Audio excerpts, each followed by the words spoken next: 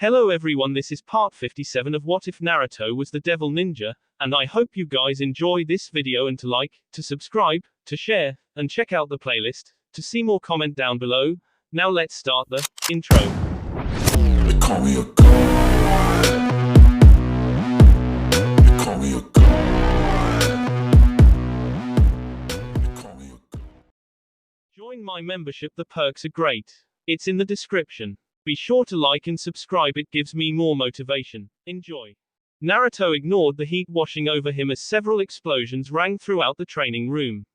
All of his attention was focused on what he was doing.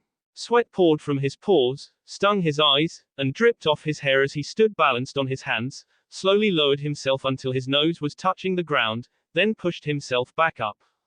995, 996, 997. All of Naruto's muscles were shaking as he did handstand push-ups, which he'd been doing since early this morning. Naruto had gotten up long before everyone else and come down here to train his body. War would be coming to the world, Yami would be leading him, and Naruto knew that if he wanted to help everyone else win, he needed to train and regain the power Yami had taken from him.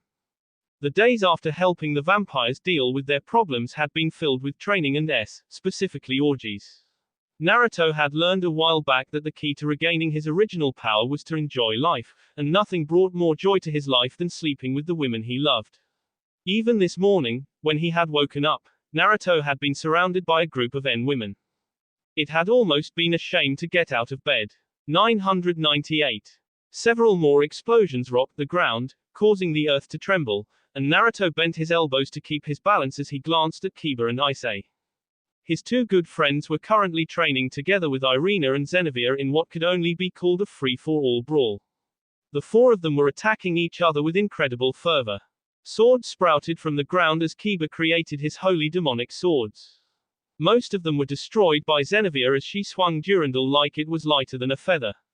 Her single swing created a wave of powerful energy that swept over everything and destroyed it, though this didn't seem to deter Kiba, who created a wall made of swords and blocked her attack. The wall was destroyed moments later, not by Xenavia, but by Irina as she swooped down and through them with her holy sword. It had already been damaged by Xenavia's awe-inspiring attack, so breaking it wasn't very hard. Irina flapped her angel wings before ascending back into the sky as Ise plowed into the ground where she had been seconds earlier. Decked from head to toe in his scale mail, Ise looked like a red dragon with a humanoid form. You just barely escaped that ass-kicking, Irina, Ise gloated as a pair of cannons appeared on either shoulder, both of which began glowing a vibrant red as energy gathered in their muzzles. But you won't be able to avoid this. Ha, you think I can't avoid those tiny balls of yours? Irina asked with a laugh. Go ahead and try to shoot your wad at me. See what happens. I will. Ise didn't bother charging a full blast, which would have been dangerous and was also easy to dodge. Two energy spheres about the size of a human head shot from his cannons. They sailed toward Irina, who flitted away to dodge them, but the attacks followed the angel, much to her shock. What the heck? When did you learn to fire heat-seeking missiles? These aren't heating-seeking missiles, fool. These are my new bee-seeking missiles. Don't sound so proud about that. While Ise's words sounded utterly asinine, it was true that his attacks appeared to be seeking Irina's BS and nothing else. They went straight for the Tartars. Irina shrieked as she ducked, dodged, and dove away from them. She even did a few barrel rolls. Truly, Fox McCloud would have been proud. You kids are all so lively first thing in the morning. Naruto turned his head and, ignoring the blood rushing to his face, gazed at the smallish dragon woman kneeling beside him. Offa's long black hair was hanging over one shoulder. She wore the same standard clothes as always, which meant the only thing covering her front was some tape crossed over her NS in an X pattern. He'd always wondered about that. Was this a fashion statement of some kind? It always just seemed kinda random to him. You think so? Well, given that war is coming, I believe it only makes sense that we train as hard as we can, Naruto said as he once more began doing his handstand push-ups. 999, 1000. Breathing out through his nose, Naruto tilted his body until his feet met the floor, then stood up and began stretching. He pulled his arms behind his back, locking his fingers and thrusting out his chest. It burned. The muscles in his chest and shoulders had become so tight it felt like a bowstring drawn taut enough to snap. Office tilted her head as she considered this before nodding slowly. There is no telling when Yami will strike, I guess. I'm more worried about what he said during our last confrontation, Naruto admitted. He said he was going to release Trihexa from its prison and seal it inside of himself to become its Jinchuriki. I heard Trihexa is exceedingly powerful. Perhaps even more powerful than anything else in this world. Office clicked her tongue in distaste. Trihexa isn't all that powerful. I could K him at the height of my power, though that will be kinda hard for me to do now. I've heard that at its full power, Trihexa is on par with you and Great Red, Naruto stated carefully. Maybe in terms of sheer power, but it is also a beast with little in the way of intelligence, Office declared. I understand how to use my power much better than it does, so even if we are of comparable strength, it would never be able to win a straight fight with me at my full power. Naruto shrugged as he looked at the others in the training room with them. The four-way battle between Issei, Irina, Kiba, and Zenivia wasn't the only one taking place right now. Rosweiss and Koneko were currently sparring against each other, with one of them hurtling high-level spells while the other used senjutsu to throw powerful attacks that detonated upon contact.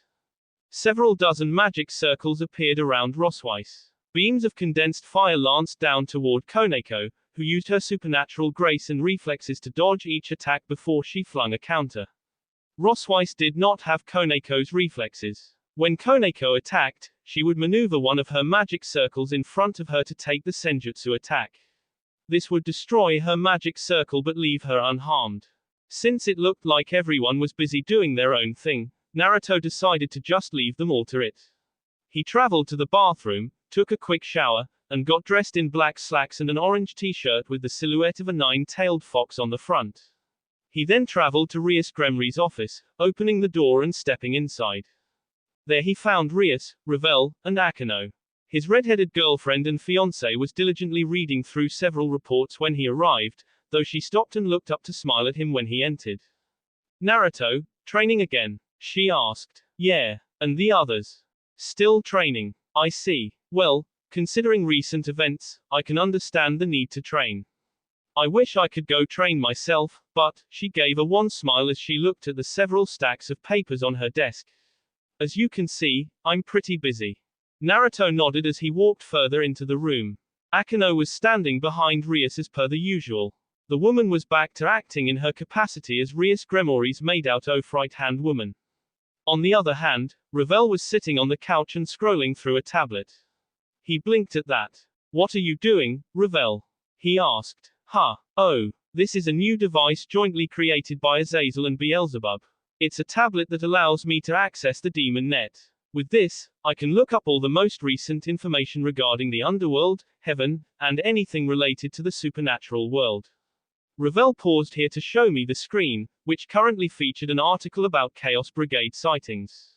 I'm currently trying to determine where Yami and Rizaviam disappeared to. Have you found anything? Naruto asked. Revel shook her head. No. While there have been several attacks in the past few days, neither Yami or Rizaviam were leading them.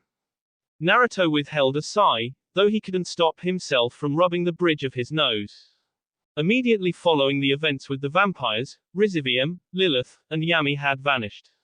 No one had seen or heard from them since, though not for lack of trying. Azazel and Syrex had created several teams to scour the world for any sign of the two Chaos Brigade leaders. Their efforts had sadly come up blank. It was like the pair had vanished from this world. Naruto wandered over to the couch and plopped down beside Revel, who didn't look up as she continued scrolling through reports, articles, and forums. Akeno wandered over to him and presented Naruto with a teacup. She placed it on the coffee table and poured steaming hot tea into his cup.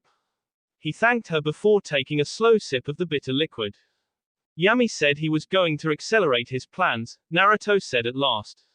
I guess that means he'll release Trihexa soon. I think that means we should be focused on finding out where Trihexa was sealed. We can probably prevent them from breaking the seal if we find it first.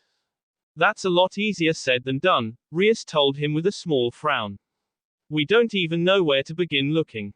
I heard Metatron is currently searching for where Trihexa is sealed along with his ninja and... Wait, Metatron has ninja. It's a recent thing. Haven't you noticed that he hasn't been here in a while? Apparently, after returning from heaven, Metatron went on to create his own ninja force. He's currently set up his own hidden village and is using it as his base of operations to search for Trehexa. I didn't even realize that. Thinking on it now, it had been a while since Metatron had bothered him, but he hadn't thought about what that meant because he had been so busy with his training and learning more bedroom arts. Back when Metatron had first begun living with them, Naruto had told him many stories about the ninja from his old world. All of his stories had fascinated the ninja-obsessed Archangel. Perhaps that was why Metatron had gone on to create his own hidden village. I really hope he doesn't go overboard, Naruto said. I'm sure he'll be fine.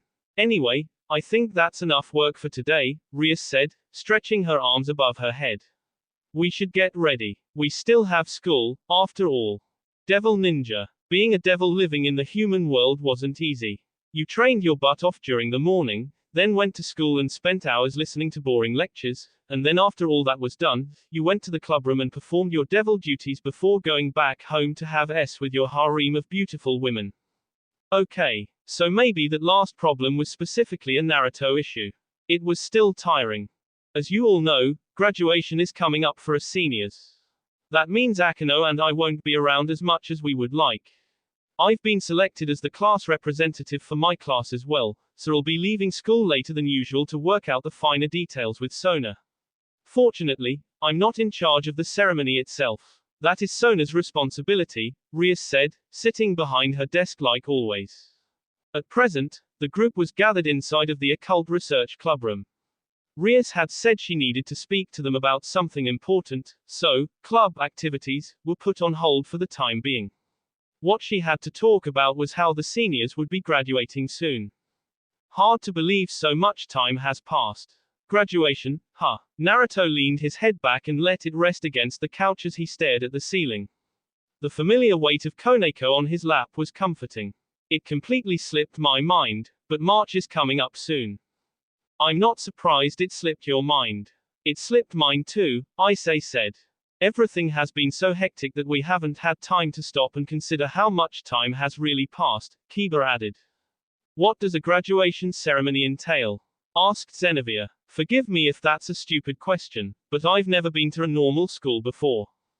Zenivia and I were taught at the church, Irina added.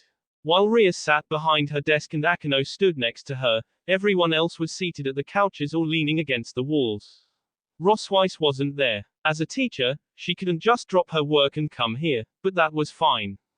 Naruto planned on letting her know about this meeting once they were back home. The graduation ceremony will consist of several parts, Rias informed her.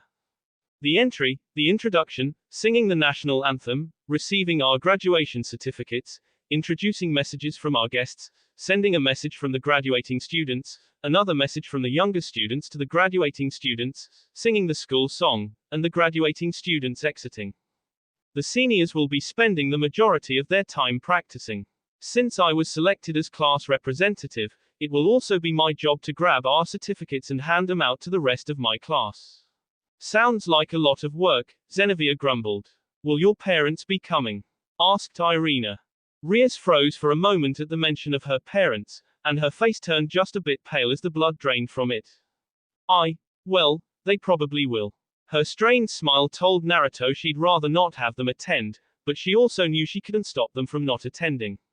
Even if she kept the graduation ceremony a secret from them, they would find out sooner or later, since her father and Sirex were both board members for the school. You don't sound pleased by that, Koneko said. Rias shrugged. You know how embarrassing my parents and brother can be. No one disagreed with her words, not even Naruto, who actually liked her folks and brother. Sirex had a massive sister complex and her parents were so doting they would no doubt tell anyone willing to listen embarrassing stories about her. It almost made Naruto glad his parents couldn't attend his graduation. Almost. I wonder if they would be proud of me. What should we do in the meantime? Asked Naruto.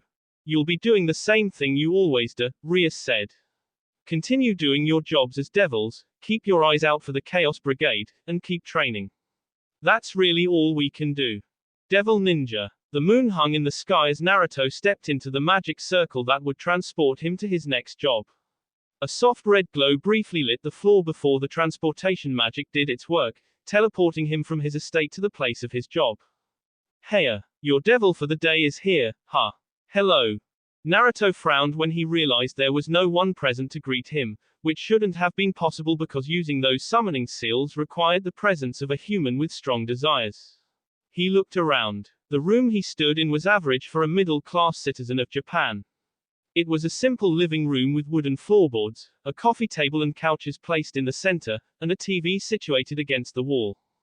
Hello, is anybody home? Naruto called out again. Once more, no one answered him. This place was emptier than a grave. With furrowed brows, Naruto debated the merits of searching the rest of the house or just leaving.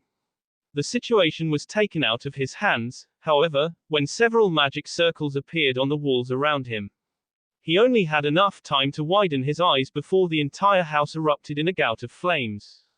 Devil Ninja. The explosion of the house rocked the buildings around it for miles. This home was placed within a small suburb of Kuo City. That normally meant everything within the vicinity would have been caught in the blast, but a barrier had been placed around the building to prevent that from happening. This entire space had been isolated inside of its own dimension. Nothing happening inside of it would affect the outside world. Two people stood on a building not far from where the explosion took place, their eyes not leaving the burning wreckage crashing to the ground. Both had their faces hidden behind curtains of black cloth. Their B were likewise hidden behind black clothing that was bulky enough to disguise their gender. Do you think we managed to get him? Asked the one on the left. Don't know. Sensei told us not to underestimate Ninja-sama under any circumstances, that he was super strong, but, the one on the right trailed off. He's very gullible, the other added. Who is gullible now? Asked a voice behind them. The two leaped away from the voice in shock and turned around, throwing a pair of shuriken that Naruto deflected with a simple swipe of his hand. Neither of the two were able to see more than his afterimage as he blurred forward. The first to fall was the person who had first spoken. Naruto appeared before them with unprecedented speed, grabbed them by the face, and slammed them down onto his knee. A loud cracking sound echoed around them as the cloaked figure dropped to the ground like a sack of potatoes. Naruto turned to the second figure as they created a number of hand seals. He frowned as he recognized several of those hand seals since they were identical to the ones used. Did that mean these people were shinobi like him? He grimaced before slicing out his hand.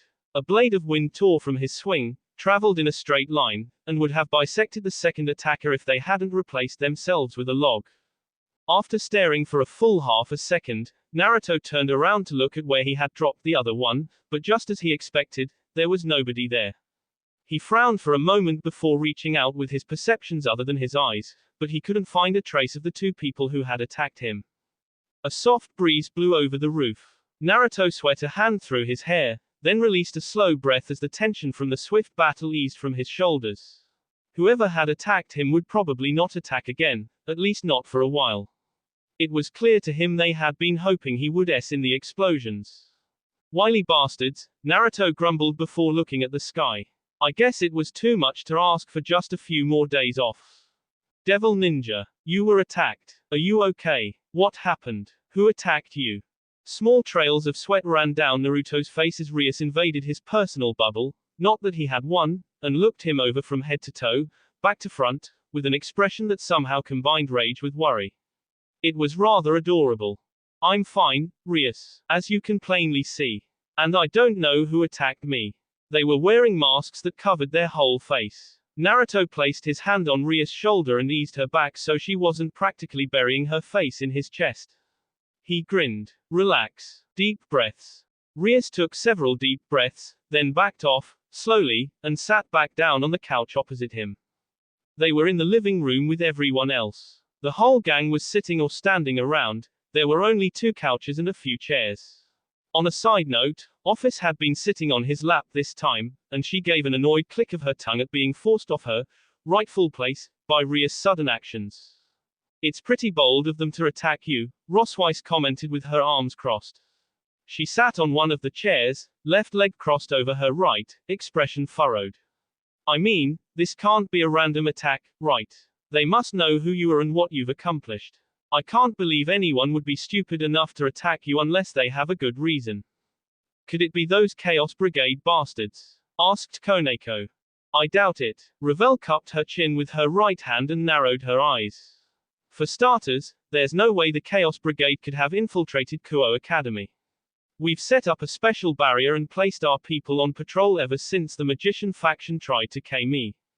While it wasn't necessarily true that the Chaos Brigade couldn't infiltrate Kuo, the possibility of it happening at this point in time was practically nil.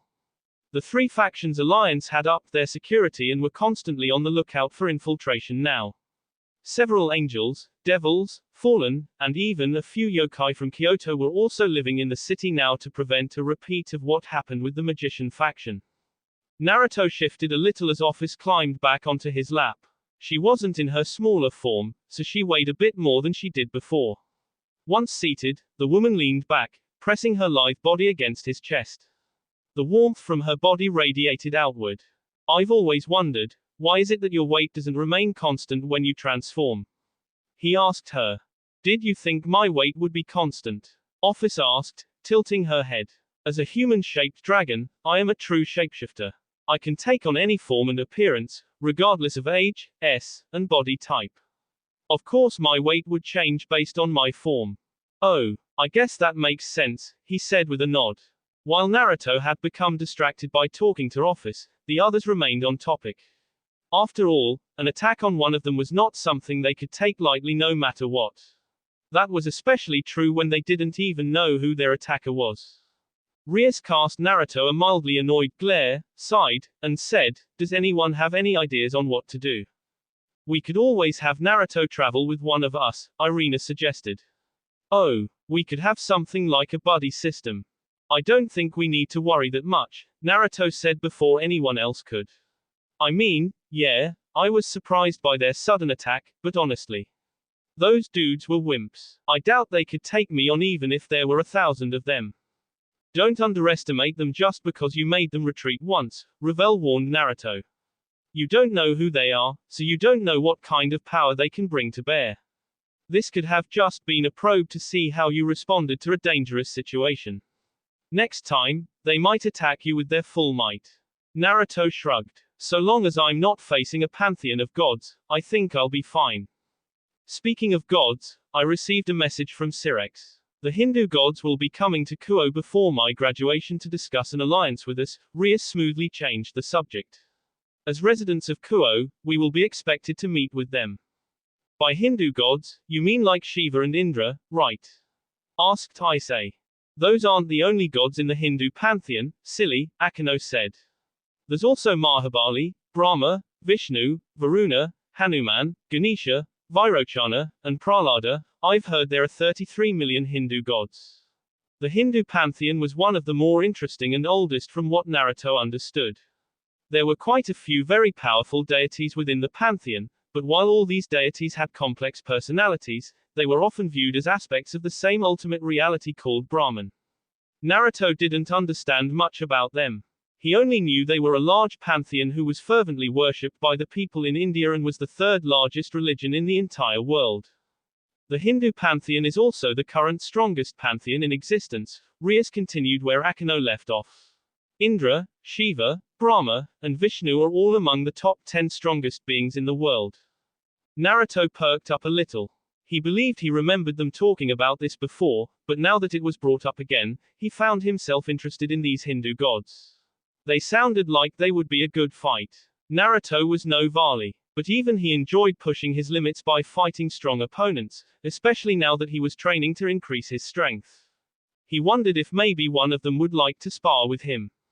They'll be arriving in the next few days. I want you all to be on your best behavior when they arrive.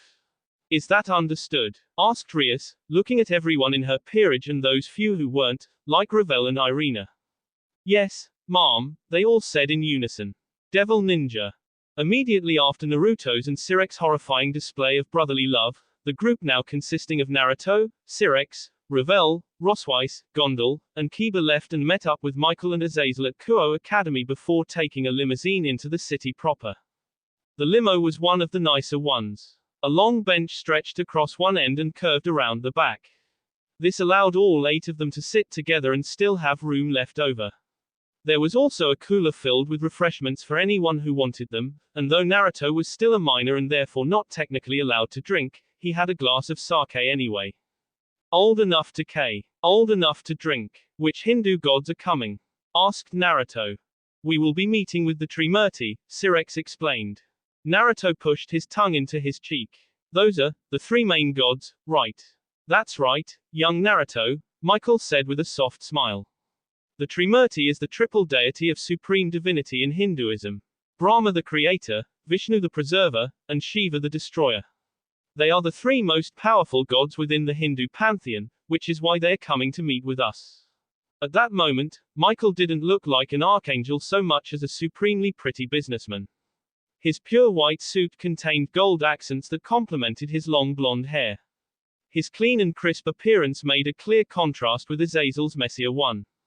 The former Governor-General of the Fallen wore a black suit, but it lacked the clean creases of Michael's. On that note, Sirex was wearing a dark red suit that suited him quite well. Naruto thought these three looked like mobsters. They would have been perfect for the role of the good, the bad, and the sloppy. We should remain on our guard during this meet and greet, Azazel said as the limo took a turn down one of many streets. A lot of people were pointing at them as they passed, but no one could see past the tinted windows. Do you suspect they will try to take advantage of us, Lord Azazel? Asked Rosweiss with a frown. Azazel looked out the window and said nothing for a moment, though he did eventually speak. I'm not too worried about Brahma or Shiva. Brahma has always been a good and wise god, and while Shiva certainly scares the crap out of me, he's not really the type to start something without a good reason. He generally focuses on other pursuits. So the one we have to watch out for is Indra. Ravel murmured. I heard he is a very arrogant god and someone very few people trust. Indra is an incredibly sarcastic individual, Sirex informed them. And yes, he is arrogant. We have reason to suspect he was supporting Cao Cao and his hero faction from behind the scenes, though we have no real proof. That jerk claims he was being manipulated by the hero faction, but I don't believe it, Azazel said with a snort. A god being manipulated by a human. It's inconceivable, and Indra would never admit it if he had actually been manipulated. I can't help but feel like he has something sinister up his sleeves. I guess that means we should keep our ears to the ground, Kiba said. That's an understatement if I ever heard one, Azazel replied. It sounded like this Indra guy would be the one Naruto needed to watch out for. As he resolved himself to keep an eye on Indra, they arrived at the airport. Kuo City's airport was quite quaint. The main building was not very large, but it was built in a semblance of the Tokyo International Airport. It had a very asymmetrical aesthetic and was surrounded on one side by a large fence where people could watch the airplanes come and go. Quite a few kids were standing there with their parents and pointing at the airplanes as they came in. Naruto walked alongside Sirex, who was in the lead. Behind them was Michael and Azazel, and even further behind was Kiba, Ravel, Rosweiss, and Gondel. The group drew quite a bit of attention. A few people stopped and turned to watch them. In most cases, Naruto would have assumed it was because of all the beauties he was surrounded by, but that was not the case this time. It was likely because of how eclectic the group looked and the fact that none of them were of Japanese descent. Foreigners were not always welcome in Japan. They arrived at the station where the airplane containing the Hindu gods was located and found that people were already being disgorged from the plane. Among them were two individuals who immediately caught Naruto's attention. The first was a man with a buzz cut. He had greenish-brown hair, wore circular sunglasses, an aloha t-shirt, and had a jewel around his N. While his clothing made him look very much like a tourist arriving from Hawaii, there was something inherently masculine and powerful about him. It was more than the way he was built. Yeah, the guy had broad shoulders, powerful arms, and a thick chest, but it was the way he carried himself that really struck Naruto. The dude practically oozed arrogance out of every pore. This must be Indra. He is quite powerful. You can feel it, can't you? Naruto nodded. He's even stronger than Anarchy. Well, look it is, the man said with an arrogant grin as he and the other man walked over to the group. Little Azazel, Little Michael, and Sirex. I didn't expect the three leaders of the three factions alliance to come all this way to greet us. Even the way he spoke was arrogant. It contained a condescension that couldn't be masked. The tone of his voice made it clear he was looking down on everyone and everything. Syrinx was the one who stepped forward, smiling slightly without a hint of being offended by the man's arrogance. Lord Indra, Lord Vishnu, it is good to see that you are both hearty and hale, though I would expect nothing less. I hope the trip here was pleasant. Ha ha, it was good. Say what you will about humans, they know how to make transportation comfortable, Indra said. Thank you for your hospitality, Syrinx. I'm looking forward to our meeting, the other man said. Unlike Indra, who acted extremely boisterous and arrogant, this man appeared calm and wise, though he also didn't have much of a presence. He had tanned skin, a mark on his forehead, and tan robes to complement his skin tone. A full beard sat on his face. Naruto thought it made him look like a kind uncle or grandfather. And this one must be Brahma. He is also strong, though I believe Indra is stronger. Naruto nodded as he quietly watched the proceedings. He knew this was not his place to speak. Brahma, it is good to see you, Michael said with a smile. We have been greatly anticipating your arrival.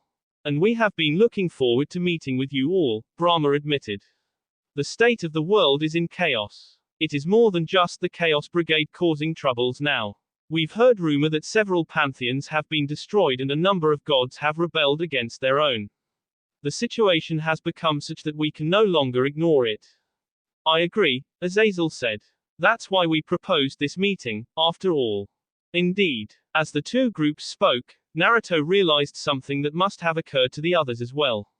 Syrinx, Michael, and Azazel looked around for a moment, frowned, and turned their attention to the two Hindu gods. Did Lord Shiva not come with you?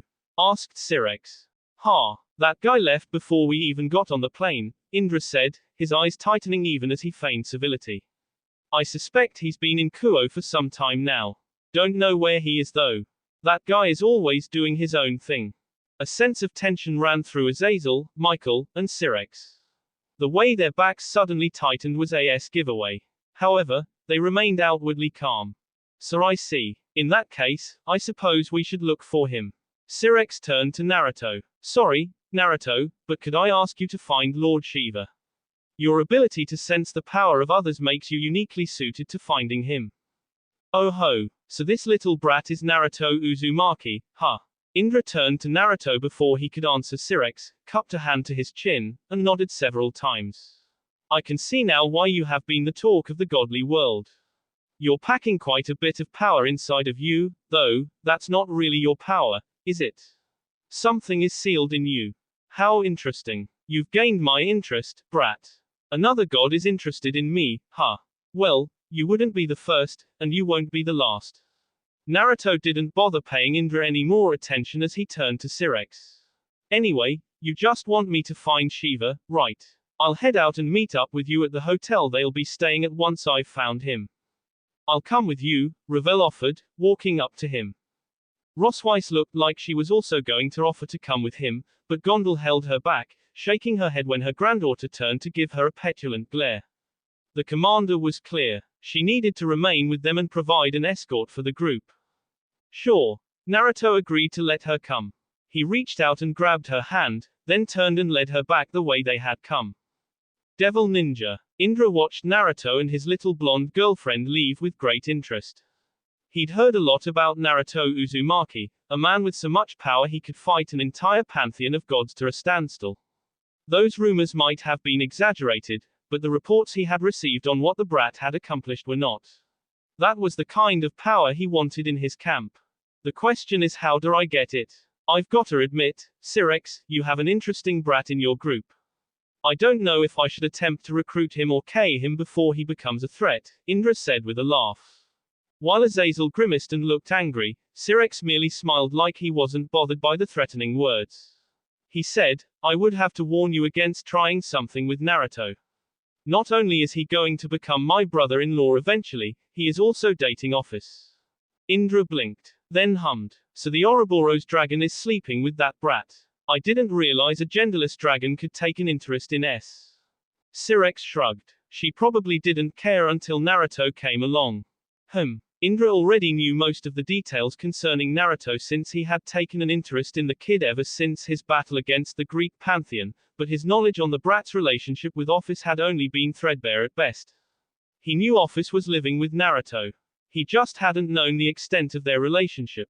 This new information was very interesting. Well, whatever. Why don't you show us to our accommodations now? We can discuss what to do about the Chaos Brigade and everything else later. Indra decided not to focus on Naruto right now. He wanted that power in his camp when the time came, but he was patient. He could wait until the right opportunity presented itself. Devil Ninja. While Kuo was not a large city, that didn't mean it would be easy finding one person amongst the population.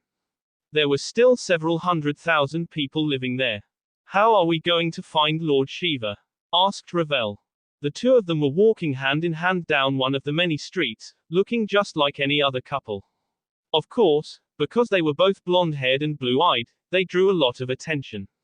A few people were whispering behind their backs. He heard words like Yankee being bandied about and made sure to memorize those faces. They would so be getting pranked when he got the chance. Don't worry about that. I can find him, Naruto assured her. You mean I can find him? You can't do squat right now. You, me, it's all the same. Your victories are also my victories. What a sophist answer. So have you found him? Ha, yeah, I found him. That Shiva is suppressing a great deal of his power, but that's like trying to condense a star into a light bulb. He's radiating power like an out-of-control bonfire. Naruto nodded and listened as Kurama began giving him instructions. He tugged on Ravel's hand to get her to follow him. Come on. I know where he is, he said. Already? Ravel asked, stunned. Yep. He grinned at Ravel's shocked expression and led her further into the city, away from the airport.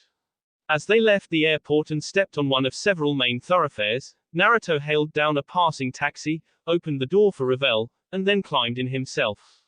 Where to? Asked the driver. Take us to this address please, Naruto said as he wrote something in a sheet of paper and handed it to the man. The driver looked at the paper, nodded, and placed it on the dashboard before typing it into his phone, which currently had a GPS map activated. As the taxi began moving, slowly picking up speed, Ravel cinched her seatbelt and looked at Naruto, who was staring out the window. He turned when he felt her gaze on him. She shifted her attention away, but he just chuckled and placed a hand over hers.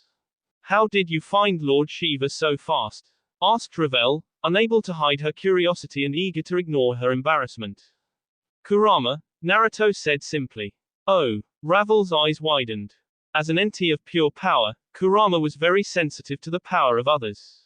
Of course, he was better at sensing negative emotions than raw energy, but his sensing ability had expanded after becoming a 10-tailed fox. Naruto didn't know if this was a power he gained from Otsutsuki Kaguya or something brought forth naturally by his increased power. Either way, it was proving incredibly useful right now. Naruto could also sense life using Sage Mode, but at the moment, he was trying not to use it. Almost 40% of his power had returned to him since he learned the secret to Yami's increased power. The last thing he wanted to do was risk losing what he gained by being stupid. The area where the taxi dropped him off at was one of the busiest sections of the city, the shopping district. Home to dozens of stores, there was something for everyone in this section of the city, including those of the so-called otaku community. Naruto had spent quite a bit of time here. Rias Gremori was a huge nerd and Japanophile, so she had introduced Naruto to her favorite stores, which contained either Japanese paraphernalia or otaku goods like anime, manga, figures, and light novels. The store Naruto directed Ravel to was, in fact, that same otaku store that Rias had taken him to several times in the past. It was called Solaris Japan. Flashy signs signified what the shop sold, including several posters and cardboard figures near the front. Because of recent complaints from the Japanese government, all the lewd posters had been taken down, and now there were only posters from some of the more popular anime like Evangelion, Fate Out of Stay Night, and My Hero Academia. A blast of cold air hit Naruto as he walked in with Ravel, though it was easy to ignore. They were greeted by several aisles worth of otaku goods. There were aisles dedicated almost entirely to figures, others for anime, or video games, and there were other large sections for light novels, posters, and so on. Naruto would usually spend his time in the anime section. This time, he did not. He traveled over to the light novel section, where he found someone browsing through the selection. The person browsing through the light novels looked like a young boy in middle school. He was an oddly handsome boy with aristocratic features, greenish-black hair that contained a bluish tint, and sharp eyes. His eyes were probably his strongest feature. They appeared bottomless, like someone could fall into them and never get back out. He wore the simple clothing of a schoolboy. The navy blue Gakuren and Chumeri fit him surprisingly well, though Naruto wondered what a god was doing wearing a school uniform. Fashion statement. Taste. Anyone else would have shivered in fear after catching a glimpse of his unfathomable eyes. Revel did shiver in fear. Naruto. He just walked up to the boy. Yo, you shiver? He asked. The boy looked up from his book and gazed at Naruto, who held his gaze without faltering. A strange pressure emanated from this boy. It was easy for Naruto to ignore, however. The strength of this boy was far greater than any opponent he had ever faced, but Naruto had never been the type to falter in the face of overwhelming power. I am, the boy said at last, smiling. He seemed pleased by something, or perhaps amused. And you must be Naruto Uzumaki.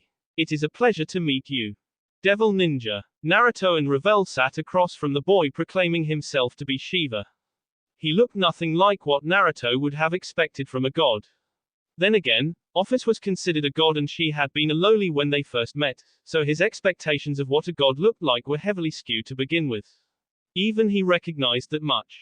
In either event, the power Shiva emitted even when not doing anything was undeniable.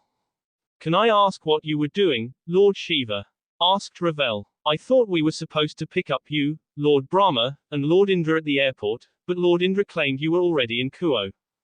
Revel had been quite nervous when they first ran across Shiva, but his appearance and calm demeanor helped her settle down. It helped that she couldn't feel his power like Naruto could.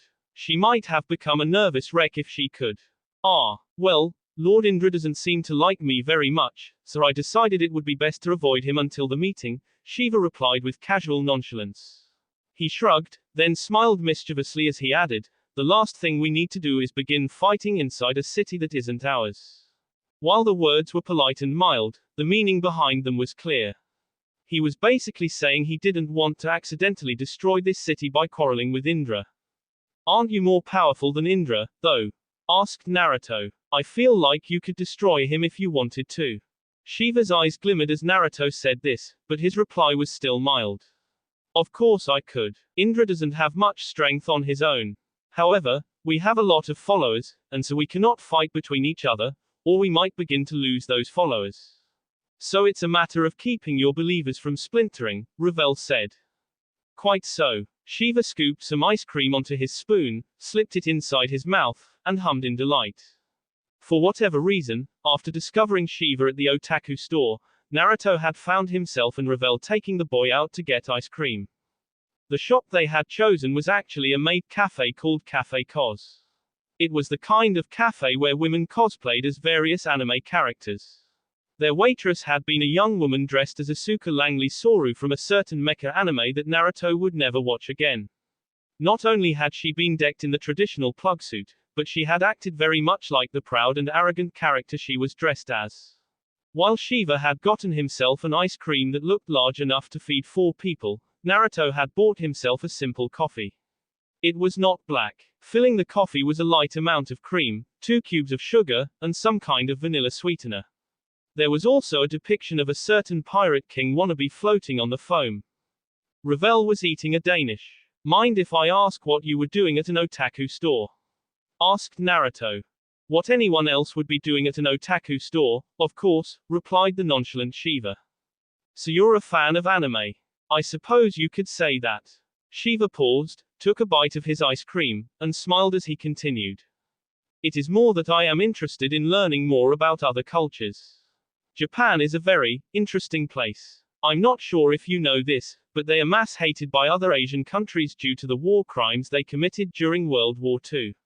However, ever since the end of the war, Japan has completely rewritten themselves into a peace-loving country with a love for cute things. Otaku culture is merely an extension of that. And so you wanted to learn more by learning about otaku culture, Naruto said with a nod. You can learn a lot by looking at what a country considers lowbrow culture, Shiva said, shrugging. This is a fascinating discussion, but I think we should escort you to your hotel, Lord Shiva, Ravel said. Yes, I suppose you are right.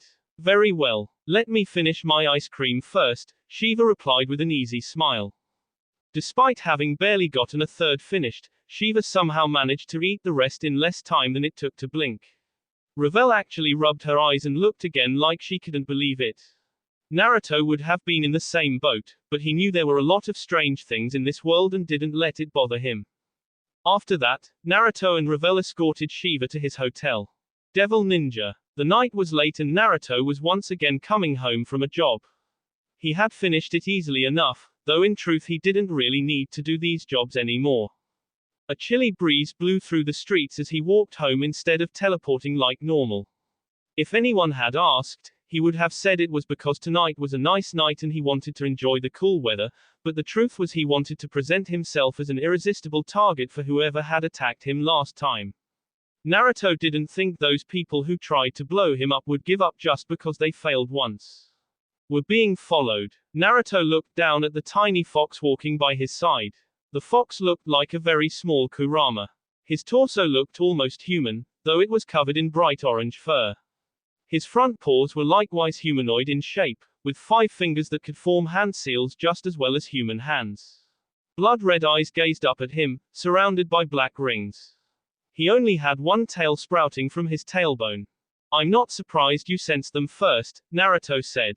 I don't know who these people are, but they are very good at concealing their presence. Even their energy emissions are minimal. It's almost like they've had ninja training. HMPH. I suspect they have had something similar to ninja training. Kurama snorted as he walked along, tail swaying from side to side. Their movements remind me of those Anbu guys you used to give the runaround when you were a brat. Is that so? Naruto muttered with some agitation in his voice. He stopped walking, scratched his head, and sighed. Well, I guess there's nothing to do but get this over with. In a much louder voice, he said, I already know you're following me. Come on out so I can get this over with already. Nothing seemed to happen at first, but then nearly a dozen people leapt at him from every conceivable angle. One pair leapt from a tree on his left, another came down from the roofs to his right, 2 had concealed themselves inside of an illusion and leapt at him from behind, and another 2 appeared underneath his very feet. Naruto leapt into the air and flexed his fingers. The 2 who had tried to grab him from below suddenly found themselves completely tangled within ninja wires, their bee wrapped up in twisted bondage. Silver threads gleamed in the moonlight as the 2 black-clad figures struggled against the wires, which only made them tighten more, making it even harder for them to escape. There was still half a dozen others coming at him, so Naruto found himself with little time to pay those 2 any more attention. He let them drop to the road like a sack of bricks. Spinning around, he extended his foot in a kick that caught the lead figure coming from the left in the face. The figure spun around as he slammed into his friend. Then a cloud of smoke exploded from the 2, engulfing the road in a smokescreen. Kawarimi. No, this is different. Naruto leapt on the roof of a house and found himself engaged in hand-to-hand combat with 3 of the assassins attacking him. He blocked a strike from one with his forearm, then used the resulting momentum to push himself further away and gain distance. Another figure came up behind him. Naruto heard the swishing sound of something being swung, ducked low, planted his hands on the tiles, and struck out with a foot. A loud grunt followed by the dull sound of impact precluded Naruto's opponent being sent hurtling through the air. That figure tried to flip around and land on his feet, but Naruto once more used ninja wire to entangle him. His opponent fell to the ground and began flopping like a fish out of water. That was 3 down, which meant he had 5 more to go. One of the assassins landed on the ground and went through 3 hand seals. Naruto once again narrowed his eyes as 1 became 3. 2 of them were simple clones, however. Are you really trying to fool me with clones? Idiot. Don't underestimate me. Lariat. Using a SK he picked up from a certain Kirby, Naruto extended his arm and slammed it into the real assailant's chest. The figure's eyes bulged as they gasped. Then they were blown away, flying off the roof and striking the ground hard. Naruto paid no more attention to them as he turned and adopted an open fighting stance. A wall of shuriken and kunai came soaring at him. Naruto clapped his hands together. Chakra burst in front of him as a powerful wall of wind solidified. The projectile weapons struck the shield but were unable to penetrate. With another clap, the wind wall turned into a tornado that slammed into two of the remaining ninja, blowing them clean off their feet and making them strike a tree with enough force to tear it right out of the ground. It seems you are the only two left, Naruto said as he turned to the last two assailants. How about you both just quietly give up? The two looked at each other, and Naruto decided not to rush them, buffing his nails on his pants before blowing on them. He had time. Naruto assumed the two would try to escape. He was a little surprised when, after nodding to each other, they tossed several projectiles at him, then used a variation of the shadow clone jutsu to multiply the number of projectiles. A wind wall once more appeared to block the attack, but then both assailants spewed fire from their mouths, which struck the wall and ignited it. Clicking his tongue, Naruto dismissed the wind wall, summoned a pair of kunai to his hands, and began blocking the projectiles as they came. Clang clang clang clang clang. The sound of steel striking steel rang out around the neighborhood, though not a soul came out to see what was causing such a ruckus. Naruto frowned as he moved his hands so fast they blurred. Streaks of silver flashed through the night before him. Not a single projectile made it through his defense. However, he noticed the pair were now trying to grab their comrades and slip away. HMPH. As if I would let that happen. Before they could leave, a single tail extended to incredible lengths and wrapped around them. The pair struggled against the tail. One of them even tried jabbing a kunai into the seemingly soft fur, but they became surprised when the weapon merely bounced off what felt like hardened steel. Thanks, Kurama, Naruto said as he dropped to the street. You're getting sloppy, Naruto. You'd have never let such weaklings escape before. Naruto shrugged. Guess I'm out of practice. He walked up to Kurama and looked at the people he laid flat. Now what to do with these guys? I suppose I could just K them. It might be better than letting a potential threat live. Ah, wait, Ninja-sama. Do not K them, de Gozaru. At the sound of the familiar voice, Naruto turned to find an angel dressed in the all-black clothing of a ninja. Ninja in this world were a lot different than the ninja in Naruto's world. The basic color of their uniform was dark blue. Black was never used among ninja because it would have stood out in the dim light of the moon. Dark blue blended better at night. Hidden underneath the traditional long-sleeved uniform was chain hemp. Their leggings were baggy because they had several weapons hidden inside like kunai, shuriken, and a traditional short sword. A thick pair of tabis were worn on their feet to dull the sound of footsteps. This archangel was wearing clothes just like that, which Naruto thought looked absolutely ridiculous. Who had ever heard of an archangel ninja? Metatron. Naruto wore a bright smile that was so wide his eyes were forced closed. Are these ninja yours? That is correct, Ninja-sama. I received special permission from Michael-sama to train my own ninja squad, de Gozaru. These are all ninja I am training currently. Naruto nodded as Metatron puffed out his chest in pride. He seemed rather pleased with his accomplishment. So I see. And I am assuming these ninja of yours attacked me as part of their training. That is correct, de Gozaru, Metatron confirmed. My ninja currently are not very strong or well versed in the ninja arts.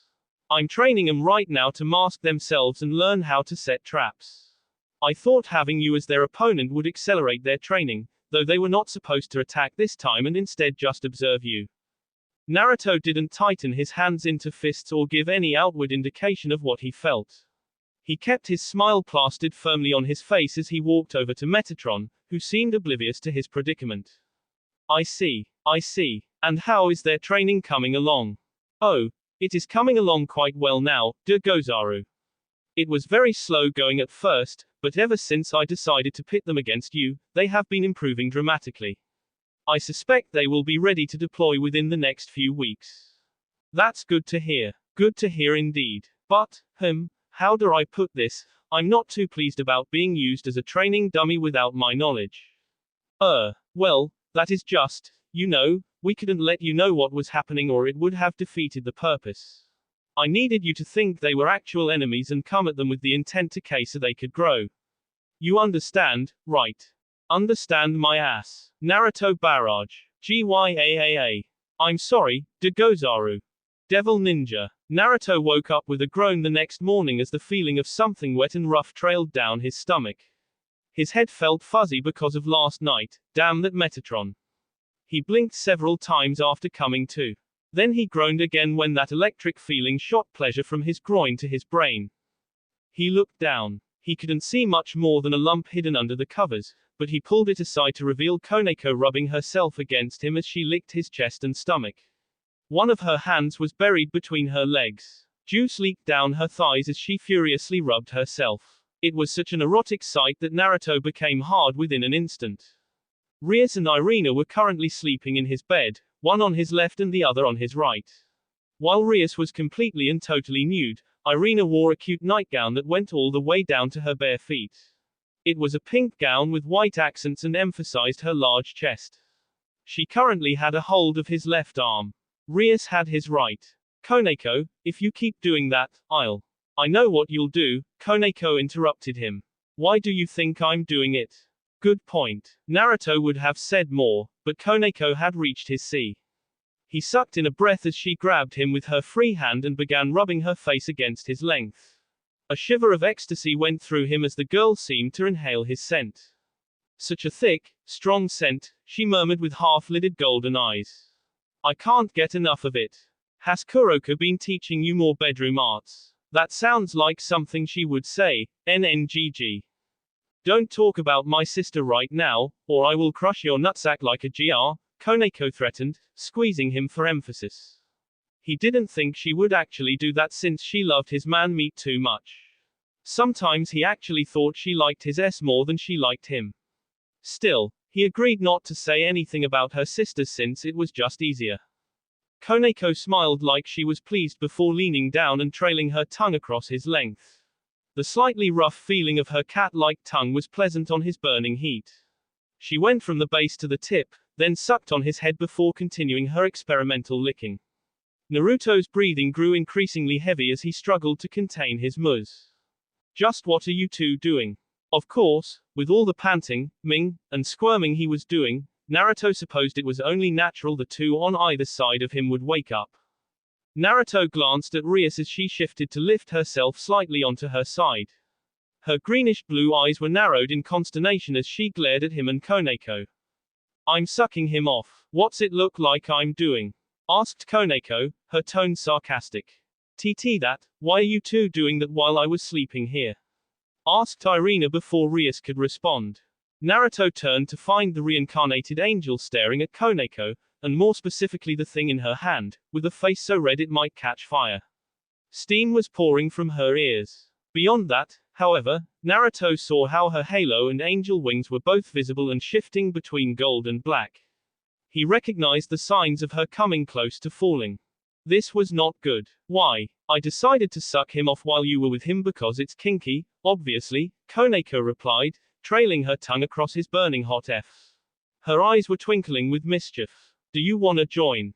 That's, no. I mean, it's not, it isn't.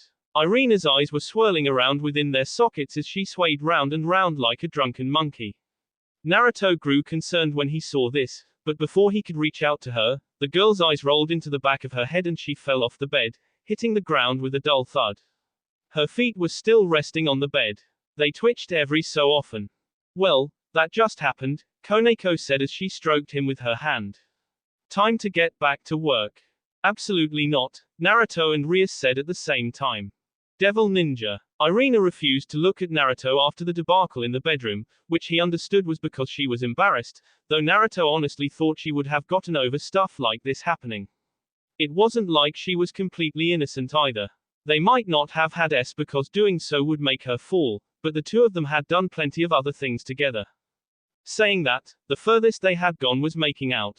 The moment he tried to please her with his fingers or mouth, her wings and halo would blacken, so they decided not to do anything for the time being. Today was another school day, so Naruto walked alongside everyone else to school and then separated from the group to attend classes with Kiba and the still not looking at him Irina. Naruto listened to Roswise as she taught her lesson. It made her feel good when he actually paid attention, so he decided to do his best for her. During lunch break, Kiba came over and sat down to eat lunch with him. I heard the meeting between the three factions alliance and the Hindu pantheon has begun, Kiba said. How do you think it's going? Who knows, Naruto said with an airy wave of his hand. I don't know the first thing about the Hindu pantheon beyond what I learned the other day. I guess that's true, but still, you must have an idea, right? Prodded Kiba. Naruto and Kiba both had bento lunch boxes with nearly identical lunches. Rice, egg rolls, karagi, and hot dogs cut into the shape of octopus. The difference lay in the rice. Naruto's had a pink heart made from dye in the middle of his. Kiba's did not. That was because the person who made this lunch was none other than Revelfin X. Well, Indra is an arrogant ass, so I imagine he's going to make things difficult for Anarchy and the others, Naruto finally said after popping an octopus into his mouth. Shiva and Brahma seem mild-mannered, so I don't think they will give us any trouble. I hope they can keep Indra in line during the meeting. Do you think they will join the alliance? Asked Kiba. Don't know. I suppose that depends on whether or not they feel like joining our alliance is worth it, Naruto said. Man, thinking about that meeting is a major bone occur. Excuse me. Nothing for you to worry about. Say, can you tell Irina to stop ignoring me? She's been avoiding me ever since this morning. I heard. Sorry, my friend, but you're on your own. TCH. Devil Ninja. The meeting between Syrex, Azazel, Michael, and Brahma, Indra, and Shiva had commenced. Everyone sat around a long table headed by Syrex, who was playing host to the meeting. This room and the building it belonged to was one that his family owned. It wasn't ornate or ostentatious. Indeed, it was a very plain room with nothing more than a few windows on one side, a whiteboard near the front, and a windowless door in a corner at the other side of the room. First off, I'd like to thank you three for agreeing to meet with us, Syrex said to the Trimurti. Yeah, no problem. Hey, this meeting seemed like something that would help my boredom, so I guess I should be thanking you.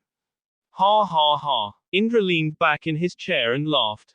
While Azazel sighed in annoyance, Brahma and Shiva merely responded with smiles. They were well accustomed to Indra's attitude it seemed.